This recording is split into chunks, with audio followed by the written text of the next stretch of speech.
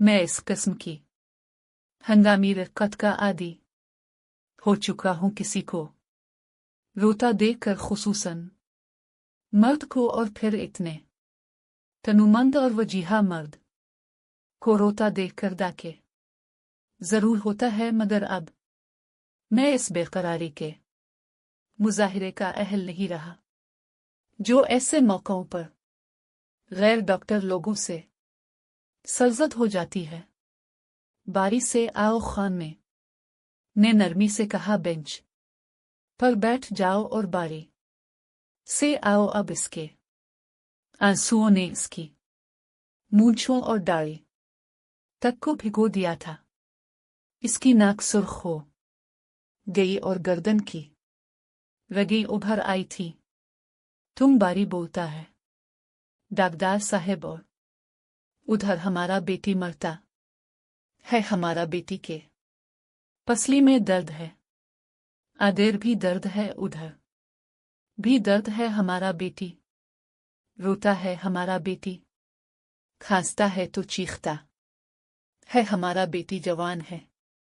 इस आखिरी फिक्रे पर मैं चौंका। खान की बेटी को नमूनिया हो गया है, और शायद डबल नमूनिया है। लेकिन मुझे ये बताने की क्या जरूरत थी कि इसकी बेटी जवान भी है। मैं पठानों की इज्जत करता हूं इस लिए कि वो गयूर, बहादुर और सच्चे हैं, मगर आखिर इतनी शदीद सच्चाई भी क्या कि बेटी के सुन और साल तक का इश्तिहार दे दिया जाए। मुझे अफसोस हुआ कि उधेड़ उम्र के इस तनुमंद और वजीहा पठान की ज़हनियत इतनी पस्त है कि वो मुझे अपनी बेटी की जवानी का लालच देता है, और मेरे मुतालिक इसे यकीन है कि मैं ये इत्तला पाते ही हथियार डाल दूंगा और इसकी बेटी के पास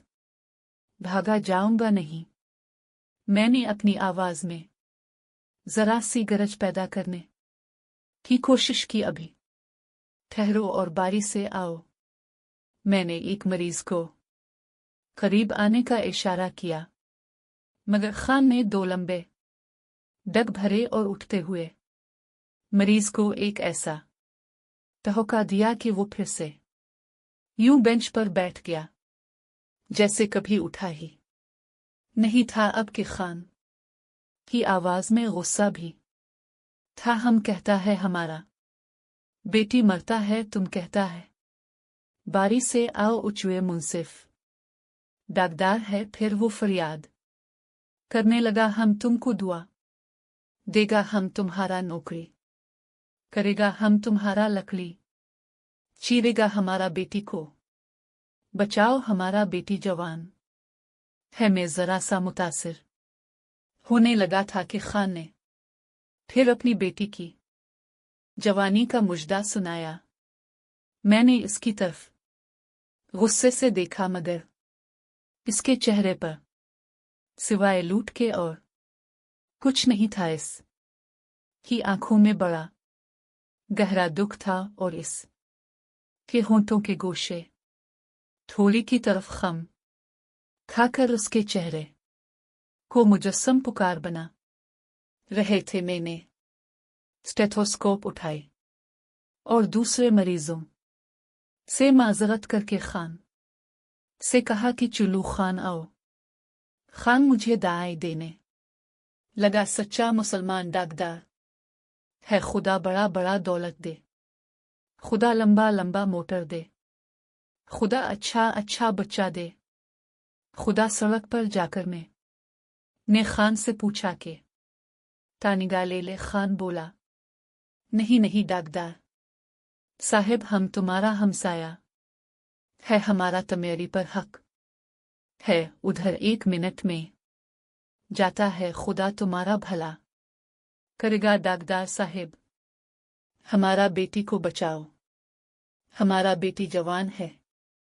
मुझे खान की इस मुकर्रर याद दहानी से बड़ी कोफ्त हुई, मगर अब वो मेरे आगे लंबे लंबे डग भरता जा रहा था। उसकी गर्दन पर गिरते हुए पट्टे सुनहरे थे जिनमें कहीं कहीं कोई सफेद बाल झलक जाता था लंबे करते के कॉलर पर तेल की चिकनाई और मील का एक और कॉलर चढ़ गया था जो धूप में चमक चमक जाता था।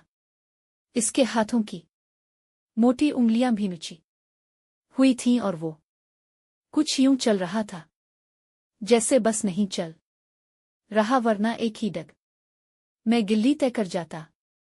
मैं इसके पीछे भागने और चलने के दरमियान की किसी कैफियत में हाँपता रहा था। उधर को है वो एक और गिल्ली में मुड़ गया और फिर एक गंदी नाली पर से फांद कर राग गया और पलट कर बोला, कूद जाएगा डाकदार साहिब। में फौरन कूद आया वरना मुझे डर था कि अगर मैं जवाब देने के लिए रुकता तो वो मुझे एक बच्चे की तरह बगल मैं उठाकर नाली के इस पार ले जाता। नाली पार करते ही वो फिर तेज तेज चलने लगा और आखिर एक काली भुजंग कोठड़ी के सामने रुका। ये हमारा डेरा है, हमारा बेटी अंदर है। फिर वो अंदर जाते हुए पुकारा, गिल राखी अंदर गिल। रुख ने करा करा कर कोई बात की मगर बाप बेटी पश्तो में बोल रहे थे, इसलिए मैं बहुत कम समझ पाया। ये कोठरी लकड़ियों की एक बहुत बड़ी टाल के अहाते में थी।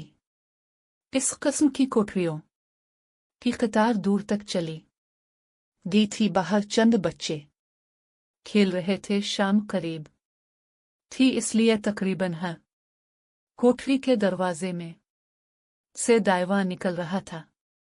खान की कोठरी के दरवाजे में भी अचानक गाढ़े धुएं का एक तूफान उमड़ पड़ा। में धुएं से बचने के लिए पीछे हटा तो खान बाहर आया और बोला, अंदर क्यों नहीं आता डाकदार साहिब? अंदर आओ ना। और मैं नाक पर रुमाल फैला कर अंदर चला गया, बल्कि धुएं के सैलाब में उतर गया। खान ने महसूस कर लिया था कि मैं धुएं से घबरा रहा हूं, इस लिए इसने धुआं छोड़ती लकड़ियों में कुछ इस जोर से फूंक के मारना शुरू क्योंकि मालूम होता था धुवनकनी चल रही है। मैं आग की सीध में आहिस्ता आहिस्ता आगे बढ़ा। आंखों से पानी बहने लगा था और दम घट रहा था। फिर एक दम आग बहुत जोर से भड़क उठी और कमरा रोशन हो गया। यूं मालूम होता था जैसे रोशनी से डर कर सारा देओहे दरवाजे के पास जाकर ढेर हो गया है। कोठरी में कोई खाट नहीं थी। आग की परली तरफ मैले कुचैले गोद लोहे की एक ढेरी सी रखी थी और खान इसी के पास खड़ा हाथ मिल रहा था। उधर को है